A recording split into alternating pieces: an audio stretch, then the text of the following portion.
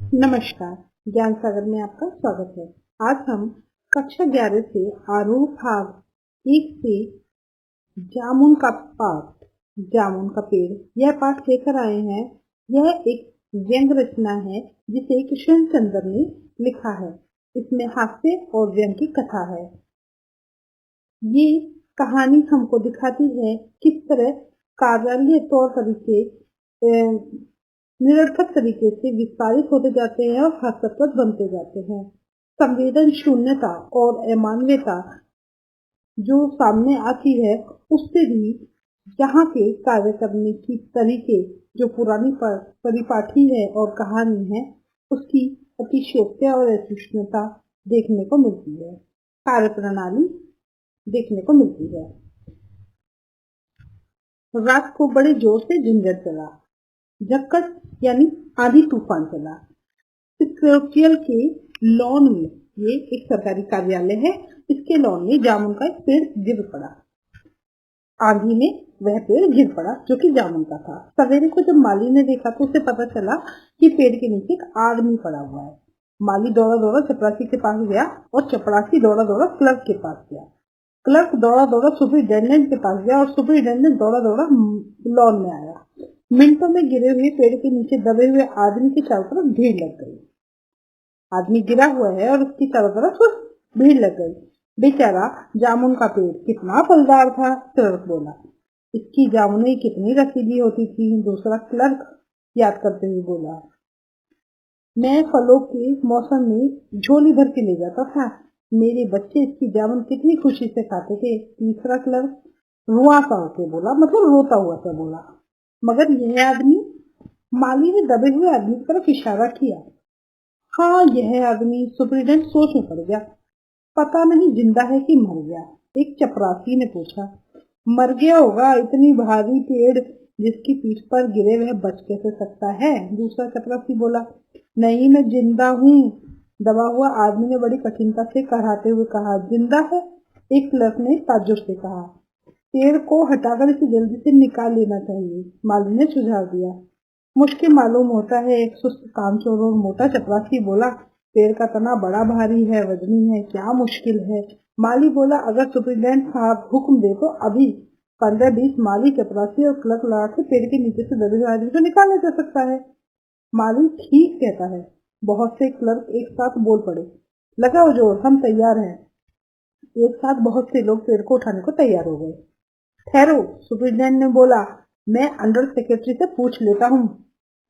Superintendent under secretary के पास गया, under secretary deputy secretary के पास गया, डिप्टी सेक्रेटरी ज्वाइंट सेक्रेटरी के पास गया और ज्वाइंट सेक्रेटरी चीफ सेक्रेटरी के पास गया, चीफ सेक्रेटरी मिनिस्टर के पास गया और मिनिस्टर ने चीफ सेक्रेटरी से कुछ कहा। चीफ सेक्रेटरी ने ज्वाइंट सेक्रेटरी से कुछ कहा, ज्वाइंट सेक्रेटरी ने डिप्टी सेक्रेटरी से और डिप्टी सेक्रेटरी ने अंडर सेक्रेटरी से कहा। फाइल चलती रही। इसमें आधा दिन बीत गया। दोपहर के खाने के बाद दबे हुए आदमी के चारों ओर बहुत सारी भीड़ खड़ी हो गई। लोग तरह तरह की बातें कर रहे थे। कुछ मनचले क्लर्कों ने समस्या को खुद ही सुलझाना चाहा। वे हुकूमत के फैसले का इंतजार किए बिना पेड़ को अपने आप हटा देने का निश्चय कर रहे थे कि इतने में सुपरिटेंडेंट फाइल लिए हुए भागा आया। बोला, हम लोग खुद इस पेड़ को नहीं हटा सकते, हम लोग व्यापार विभाग से संबंधित है और ये पेड़ की समस्या है जो कृषि विभाग के अधीन है। मैं इस फाइल को अर्जेंट मार्क करके कृषि विभाग में भेज रहा हूँ। वहां से उत्तर आते ही पेड़ को हटवा दिया जाएगा। दूसरे दिन कृषि विभाग से उत्तर आया कि पेड़ विभाग के लॉन में गिरा है। पेड़ व्यापार विभाग के लॉन में गिरा है, इसलिए इस पेड़ को हटवाने या ना हटवाने की जिम्मेदारी व्यापार विभाग पर पड़ती है। यह उत्तर पढ़कर व्यापार विभाग को गुस्सा आ गया। उन्होंने फौरन लिखा कि पेड़ को हटवाने या ना हटवाने की जिम्मेदारी कृषि विभाग पर लागू होती है, व्यापार विभाग को इससे कोई संबंध नहीं है। दूसरे दिन भी फाइल चलती रही। शाम को जब जवाब आया, हम इस मामले को हॉर्टिकल्चर डिपार्टमेंट के हवाले कर रहे हैं, क्योंकि यह एक फलदार पेड़ का मामला है और एग्रीकल्चर डिपार्टमेंट अनाज और खेतीबाड़ी के मामलों में फैसला करने का हकदार है। जामुन का पेड़ चूंकि एक फलदार पेड़ है, इसलिए यह पेड़ हॉर्टिकल्चर डिपार्टमेंट के अंतर्गत आता है।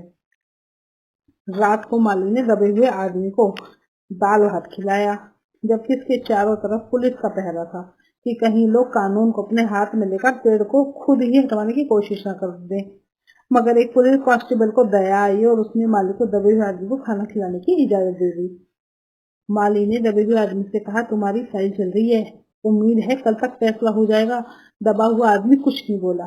माली ने पेड़ के तने को ध्यान से देखकर कहा, अच्छा हुआ कि तना तुम्हारे कूल्हे पर गिरा, अगर कमर पर गिरता तो हड्डी टूट जाती। दबा हुआ आदमी फिर से कुछ नहीं बोला। माली ने फिर कहा, तुम्हारे यहाँ कोई वारिस है तो मुझे उसका अता पता बता दो, मैं उन्हें खबर देने की कोशिश करूंगा। मैं लावारिस हूँ, दबे हुए आदमी ने बड़ी मुश्किल से कहा। माली खेद प्रकट करता हुआ वहां से हट गया। तीसरे दिन हॉर्टिकल्चर डिपार्टमेंट से जवाब आया। बड़ा कड़ा जवाब था और व्यंग्यपूर्ण। हॉर्टिकल्चर डिपार्टमेंट का सेक्रेटरी साहित्य प्रेमी आदमी जान पड़ता था। उसने लिखा था, आश्चर्य है, इस समय जब हम पेड़ लगाओ स्कीम ऊंचे स्तर पर चला रहे हैं, हमारे देश में एक ऐसा सरकारी अफसर मौजूद है जो पेड़ को काटने का सुझाव देते हैं, और वह भी फलदार पेड़ को, और वह भी जामुन के पेड़ को, जिसके फल जनता बड़े चाव से खाती है। हमारा विभाग किसी हालत में इस फलदार पेड़ को काटने की इजाजत नहीं दे सकता। अब क्या किया जाए? इस पर एक मंत्री ने कहा, अगर पेड़ काटा नहीं जा सकता तो इस आदमी को ही काट कर बाहर निकाल दो। यह देखिए, उस आदमी ने इशारे से बताया, अगर इस आदमी को ठीक बीच में से यानी धड़ से काटा जाए तो आधा आदमी इधर से निकल जाएगा, आधा आदमी उधर से निकल जाएगा और पेड़ रहेगा वहीं रह जाएगा। मगर इस तरह से मैं मर जाऊंगा, दबे हुए आदमी ने आपत्ति प्रकट करते हुए कहा। यह भी ठीक कहता है, एक क्लर्क बोला। आदमी को काटने वाली युक्ति प्रस्तुत करने वाले ने भरपूर विरोध किया। आप जानते नहीं आजकल प्लास्टिक सर्जरी कितनी उन्नति कर चुकी है। मैं तो समझता हूँ कि अगर इस आदमी को बीच में से काट के निकाल लिया जाए तो प्लास्टिक सर्जरी से धड़ के स्थान पर इस आदमी को फिर से जोड़ा जा सकता है। इस बार फाइल को मेडिकल डिपार्टमेंट में भेज दिया गया। मेडिकल डिपार्टमेंट ने पूर्ण एक्शन लिया और जिस दिन फाइल उनके विभाग में पहुंची उसके दूसरे ही दिन उन्होंने अपने विभाग का सबसे योग्य प्लास्टिक सर्जन छानबीन के लिए भेज दिया। सर्जन ने दबे हुए आदमी को अच्छी तरह से टटोलकर, उसका स्वास्थ्य देखकर, खून का दबाव देखा, नाड़ी की गति को परखा, दिल और फेफड़ों की जांच करके रिपोर्ट भेज दी कि इस आदमी का प्लास्टिक ऑपरेशन तो हो सकता है, पर ऑपरेशन सफल होगा मगर आदमी मर जाएगा। इसलिए फैसला भी रद्द कर दिया गया। रात को माली ने दबे हुए आदमी के मुंह में खिचड़ी डालते हुए से बताया कि अब मामला ऊपर चला गया है। सुना है कल सेक्रेटरियल के सारे सेक्रेटरियों की मीटिंग होगी, उसमें तुम्हारा केस रखा जाएगा। उम्मीद है सब ठीक हो जाएगा। दबा हुआ आदमी एक हाँ भरकर ठीक से बोला, धीरे से बोला, ये तो माना कि तगाफुल न करेंगे लेकिन खाक हो जाएंगे हम तुमको खबर होने तक। ये माना कि तगाफुल न करेंगे लेकिन खाक हो जाएंगे हम तुमको खबर होने तक। माली ने अचंभे से मुंह में उंगली दबा ली और चकित भाव से बोला, क्या तुम शायर हो? दबे हुए आदमी ने धीरे से सर हिला दिया। दूसरे दिन माली ने चपरासी को बताया। चपरासी ने क्लर्क ने हेड क्लर्क को। थोड़ी देर में सेक्रेटरी में अफवाह फैल गई, दबा हुआ आदमी शायर है। बस फिर क्या था, लोगों का झुंड शायर को देखने के लिए उमड़ पड़ा। इसकी चर्चा शहर में फैल गई। शाम तक गली गली से शायर जमा होने लगे। सेक्रेटरियल का लॉन भांति भांति के कवियों से भर गया और दबे हुए आदमी के चारों तरफ कवि सम्मेलन का सा माहौल हो गया, वातावरण उत्पन्न हो गया। सेक्रेटरियल के कई क्लर्क और अंडर सेक्रेटरी तक जिसे साहित्य कविता से लगातार रुक गए। कुछ शायर दबे हुए आदमी को अपनी कविता और दोहे सुनाने लगे। कई क्लर्क उनको अपनी कविता पर आलोचना करने के लिए मजबूर करने लगे। जब ये पता चला कि दबा हुआ आदमी कवि है तो सेक्रेटरियल की सब कमेटी ने फैसला किया कि चूंकि आदमी एक कवि है, इसलिए इस फाइल का संबंध न तो एग्रीकल्चर डिपार्टमेंट से, न हॉर्टिकल्चर डिपार्टमेंट से, बल्कि सिर्फ कल्चरल डिपार्टमेंट से। कल्चरल डिपार्टमेंट से अनुरोध किया गया कि जल्द से जल्द मामले का फैसला करके अभागे कवि को इस फलदार पेड़ से छुटकारा दिलाया जाए। फाइल कल्चरल डिपार्टमेंट के अनेक विभागों से गुजरती हुई साहित्य अकादमी के सेक्रेटरी के पास पहुंची। बेचारा सेक्रेटरी उसी समय अपनी गाड़ी में रवाना होकर सेक्रेटरिएट पहुंचा और दबे हुए आदमी से इंटरव्यू लेने लगा। तुम कवि हो? उसने पूछा। जी हाँ, दबे हुए आदमी ने जवाब दिया। किस उपनाम से सुशोभित हो? ओस। ओस? सेक्रेटरी जोर से चीखा, क्या तुम वही ओस हो जिसका गद्य संग्रह ओस के फूल अभी हाल में प्रकाशित हुआ? दबे हुए आदमी ने हुंकार में सिर हिलाया। क्या तुम हमारी अकादमी के मेंबर हो? सेक्रेटरी ने पूछा। नहीं।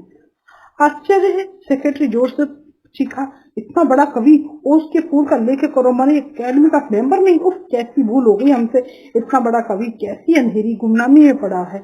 गुमनामी में नहीं, एक पेड़ के नीचे दबा हूँ, कृपया मुझे इस पेड़ के नीचे से निकालिए, अभी बंदोबस्त करता हूँ। सेक्रेटरी फौरन बोला और फौरन उसने अपने विभाग को रिपोर्ट की। दूसरे दिन सेक्रेटरी भागा भागा कवि के पास आया और बोला, मुबारक हो, मिठाई खिलाओ, हमारी सरकारी साहित्यिक अकेडमी ने तुम्हें अपनी केंद्रीय शाखा का मेंबर चुन लिया है, ये लो चुनाव पत्र, मगर मुझे इस पेड़ के नीचे से तो निकालो। दबे हुए आदमी ने करा कर कहा। उसकी सांस बड़ी मुश्किल से चल रही और उसकी आंखों से मालूम होता था कि वह घोर पीड़ा और दुख में पड़ा है। यह हम नहीं कर सकते, सेक्रेटरी ने कहा, और जो हम कर सकते हैं वह हमने कर दिया। बल्कि हम तो यहाँ तक कर सकते हैं कि अगर तुम मर जाओ तो तुम्हारी बीवी को वजीफा दे सकते हैं, अगर तुम दस्तखत कर दो तो हम वह भी कर सकते हैं। मैं भी जीवित हूँ, कवि ने रुक रुक कर बोला, मुझे जिंदा रखो। मुसीबत यह है, सरकारी साहित्य अकेडमी का सेक्रेटरी हाथ मलते हुए बोला, हमारा विभाग सिर्फ कल्चर से संबंधित है, पेड़ काटने का मामला कलम दवात से नहीं, आरी कुल्हाड़ी से संबंधित है। उसके लिए हमने फॉरेस्ट डिपार्टमेंट को लिख दिया है, अर्जेंट लिखा है। शाम को माली ने आकर दबे हुए आदमी को बताया, कल फॉरेस्ट डिपार्टमेंट के आदमी आकर इस पेड़ को काट देंगे, तुम्हारी जान बच जाएगी। माली बहुत खुश था, दबे हुए आदमी का स्वास्थ्य जवाब दे रहा था, मगर वह किसी न किसी अपने आप को जीवन के लिए लड़े जा रहा था। कल सवेरे तक किसी न किसी तरह से जीवित रखना है। दूसरे दिन जब फॉरेस्ट डिपार्टमेंट के आदमी आरी कुल्हाड़ी लेकर पहुंचे तो उनको पेड़ काटने से रोक दिया गया। मालूम हुआ कि विदेश विभाग से हुक्म आया था कि इस पेड़ को न काटा जाए। कारण यह है कि इस पेड़ को 10 साल पहले पिटोनिया राज्य के प्रधानमंत्री ने सेक्रेटरियल के लॉन में लगवाया था। अब अगर यह पेड़ काटा गया तो इस बात का काफी अंदेशा है कि पिटोनिया सरकार से हमारे संबंध सदा के लिए बिगड़ जाएंगे। हर एक आदमी की जान का सवाल है। एक क्लर्क चिल्लाया। दूसरी ओर दो राज्यों के संबंध का सवाल है। दूसरे क्लर्क ने पहले क्लर्क को समझाया, और यह भी तो समझो कि पिटोनिया सरकार हमारे राज्यों को कितनी सहायता देती है। क्या हम उनकी मित्रता की खातिर एक आदमी का जीवन का बलिदान नहीं कर सकते? कवि को मर जाना चाहिए निसंदेह। अंडर सेक्रेटरी ने सुपरिटेंडेंट को बताया कि आज सवेरे प्रधानमंत्री दौरे से वापस आ गए हैं। आज 4 बजे विदेश विभाग इस पेड़ की फाइल उनके सामने पेश करेगा। जो भी फैसला देंगे वही स्वीकार होगा।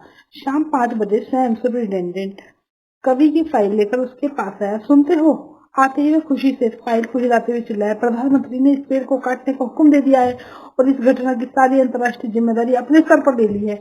कल यह पेड़ काट दिया जाएगा और तुम इस संकट से छुटकारा हासिल कर लोगे। सुनते हो? आज तुम्हारी फाइल पूर्ण हो गई। मगर कवि का हाथ ठंडा था। आंखों में पुतलियां निर्जीव और चींटियों का एक पतली पात उसके मुंह में जा रही थी। उसके जीवन की फाइल भी पूर्ण हो चुकी थी। आशा है आपको यह पाठ जामुन का पेड़, जो कि एक हास्य व्यंग रचना है, इसके द्वारा सरकारी कार्यालयों के द्वारा की गई कार्यवाही और जो फाइल के चलते रहने की कहानी है उसको दर्शाया गया है। अच्छा है आपको यह पाठ अच्छा लगा होगा।